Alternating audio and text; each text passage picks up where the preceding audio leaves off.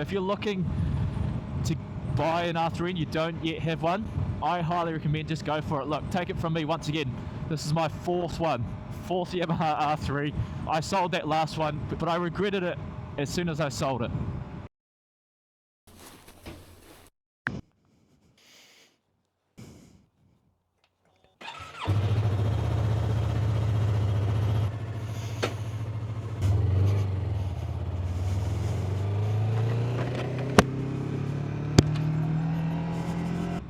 Alright everyone, so as you can see here, I have a new R3. It's done, when I got it, when I brought it, it was about 4,000 kilometers on it. It's a 2019 Yamaha R3, and I rode it back and covered about 450 Ks, 500 Ks, sorry not 450, about 550 back from where I took it from. So about a 6 hour ride, and it is my fourth one. So you might be wondering why have I now got another one. Well, as you can probably tell, I probably love the R3 that much that I just had to get another one. I did sell my blue 2021 Yamaha R3 back in December of last year. Now the reason I sold that was because I brought my FZ1 down. I had recently moved to my new place, and I didn't have space at the time for two bikes, and going out for my weekend rides, track days, and going out with my friends, the FZ1, and touring as well. FZ1 was just a better overall fit for a do-it-all bike, so that was the one I had to let go. Well, that's one I kept, and I had to let go of the R3. But things have settled. I now have space, sorted out the garage, and here we are. I've now got another R3. Now, the reason I got this one in particular, so I was weighing up my options. I was also looking to get potentially another Gen 1 R3. So my very first one was a 2017 Gen 1 Yamaha R3, and I was looking into getting one of those again. I was kind of considering the Gen 3 as well, but probably above my price range that I want to pay for at the time. And I stumbled across this one for about 6,500 New Zealand dollars, 4,000 Ks on the clock, and barely ridden. And it also had a whole lot of modifications also done. What's this guy done? So as you can already came with this black windscreen here, it's got a phone bar. It's got tail tidy already, TST rear integrated tail light, some little knick-knacky things like that. Oh, make sure I maintain my line. So just little bits and pieces, some tasteful mods here and there, which is really, really cool. So I've already done quite a few videos on the R3 if you want to get my thoughts on it, just in general. But in terms of an ownership review, and after now owning my fourth one, so I've been riding for just about 10 years, coming on 10 years now, and I've owned now 4 R3s in that space of time. And the biggest thing that I love about them is that they're just so easy to use. I've got my FZ1, I've owned plenty of other bikes, previous R1, GSXS 750, you know, all the goodies, MT-07, but I always come back to this bike, and it's, number one is it's great for commuting. It just sips fuel. That's a big reason why I'm getting it. So it sips fuel, it's really light, it's really nimble, you can flick this bike around, it's super comfortable, for me at least anyway. I actually prefer, so I am 168 centimeters, so just under 5'7", so still pretty much 5'6" for everyone watching from the States. And this bike actually fits me perfectly. I feel like I'm in a nice comfortable position.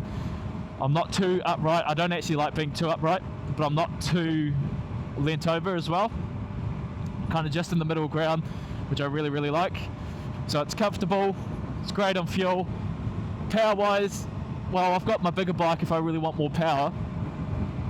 But for the riding that I actually do, you know, when I'm passing cars and stuff like that, I'm not doing top speed runs. I don't need, you know, 180 plus horsepower. This is actually, in a real world practical situation, the R3 is plenty for New Zealand at least. For at least when we want to pass, and the passing that I do and the kind of riding that I do, I feel personally that the R3 has enough power for what I want to do and what I need.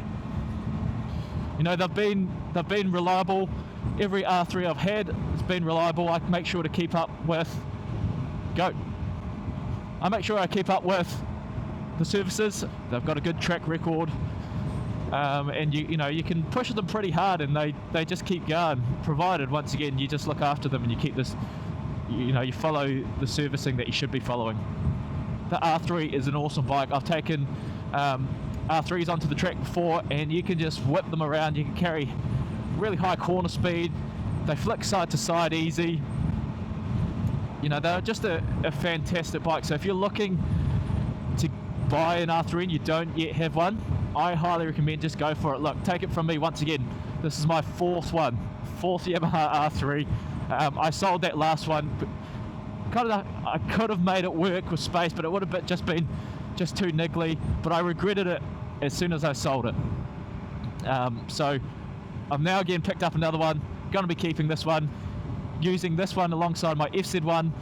So now I have a big bike and a small bike, and they just complement my garage well. So I'm really looking forward to getting more distance, more miles, more kilometers on this one particularly. I'll be commuting it to work and back as well.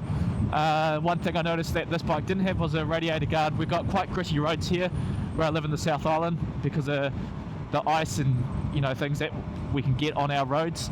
So we've got a thick chip seal, and they grit the roads pretty much most morning in winter. So it means a lot of stones get flung up, and I'm really wary of my following distance to vehicles in front as well, because I don't want to be getting a whole lot of chips and stuff, which obviously is inevitable. It's going to happen, but I just want to minimize that risk as much as I can. Now, unfortunately, my bike did cut out for the rest of the footage. Not sure what happened here, so I'm just going to voice over my video or my footage here. Now, just to conclude, I did really actually regret selling my previous R3, but I'm absolutely stoked with this new one that I've got. And believe it or not, it's my first bike that's actually completely black. I've always owned motorcycles that have had a bit of colour to them, so this is my first completely black bike. And if you want to check out more Yamaha R3 content, just hop onto my channel. You'll see plenty of videos on there. I also plan to make more now that I've got this new R3. And I just want to reiterate that this bike, the R3 specifically, is not just for beginners, but also experienced riders as well. And there are actually quite a lot of riders that are experienced that are downsizing to smaller displacement bikes because they're easier and more fun to use. Especially if you know, because on a bigger bike you can't use or extract all the power of those bikes on the road. Now, my motorcycle channel, The Pilot Rider here, I'm all about bringing the aviation perspective to the motorcycling community. So I take my mindset and perspective from flying and bring it to motorcycling because they have similar crossovers. So check out some videos on my channel if you want to know more about that. And before you go, make sure to download my 6-step pre-ride checklist based off of aviation. So before I fly, I always pre-flight my aircraft, and I've adapted that to motorcycling, what you should check on your motorcycle before you fly. So hopefully that helped you out if you download it. Thanks heaps for watching this video, and I'll see you guys all on the next one.